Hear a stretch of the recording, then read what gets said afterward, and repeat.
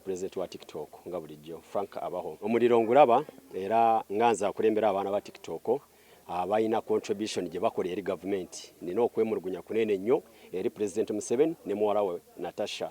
okukwata sente zaffe 5 billion ne bazitikka ate basapota ba NUP be baba batitegeerera so ekintu ekyo kituyisiza bubi era abaana bonna balina okwemulugunya ekinkumisiza omuliro bana abantu ba NRM abaddirira Museveni oba batwala ekisozi bayina abantu beba praising Museveni agamba ba influencer agenda tuwa 5 billion yali akyogera jukira abantu abintu bye bali boogera byali mbuwandiike sigamba nti Kasuku yaveeri n'agamba nti yasabye sente kyave eno nga bakyurise nabana abamutwala nga ekintu alina okyogera era nga ne Museveni alina okiproving alina okukikkiriza Museveni bwabuuza Kasuku nti olina sako ko ye nti nina sako ne bannange naye nga banne bagamba balinga abantu 10 oba yes ba YouTuber tebawera 20 mu Uganda ate bonna banupu netugezaako netwagala ositule mukono okwogera omukyale yali ategese ekintu ekyo n'agamba Frank toyogera tujja Kampala tugenda Kampala tubimalize kati so ekintu ekyo nekitunyiza President Museveni n'abala abagenda okulaba interview eno ffe tuyeewo omubiri netukola buli kimu okupromoting eggwanga lyaffe Uganda ebirungi bye mukoze Museveni bwe yali agaba sente ezo yagamba sente ezo nzibawa olw'ebirungi bye muze nga mu promoting eri eggwanga ate mwongere okupromoting eggwanga Uganda abantu ne basinga ne beewunya ne bagamba omuliro mukumye mungi ate nammwe nga ku sente we mulinga abakuba sente zeke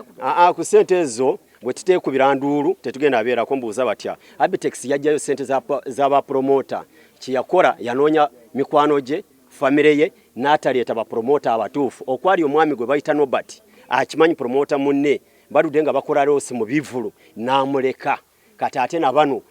nakyo kye baagala okukola abantu mwe tetubaagala nga bwe mubadde temwagala Museveni sente ze muzireke mutima mulungi kuba omuntu atakwagala ekikyatwala kyaki bwe batuuka twali ekisozi ne bwogenda ku peji ya Kasuku esaawa zino be ya chicken tekuliiko video yonna eraga nti Kasuku yali kisozi kusinzira Kasuku agamba ekitiibwa oba obuyinza tabwagala nnyo lwaki temugenda ne mubunona mwavaayo omuli agamba ayagala kikulembera mugende mu mitendera akikuwa abantu babakkiriza akikuwa abakulembera talina buzibu adde emabega natudde yesterday ne bannange okwabadde jobless ne batamale ne tukubira Kasuku essimu nga twagala tutuule naye olwamukubidde essimu olwabitegedde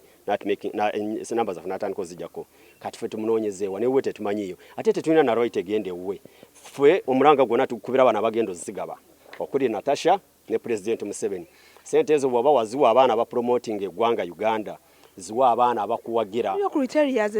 Kasuku zateekawo zagamba ze musaana okuyitamu abantu amu mwewandise mu kibiina mubeere bammemba musobole okufuna ku sente lwaki temugenda ne mwewandisa okufana obutanyagwa siri musiri okutuukaawo General Musale wanudde yansindikira omwami gwe baali bayita Minister Kabibyanga ne Minister bali omunsaba oba bagita ICT ne natuguidinga ne tukola kye bayita Federation yaba TikToker ne tufuna association mu ggwanga Uganda yonna district zonna nga tufuna association emu ne tukuliyetinga kye bayita Federation ne tujikuliyetinga weri association tizina lwaki nze ngende wa Kasuku atabadde munnange abantu bakulaba nga ayingidde olutalo ngaalinga ayagala okulwanyisa Kasuku n'okuba sente zireko vaayo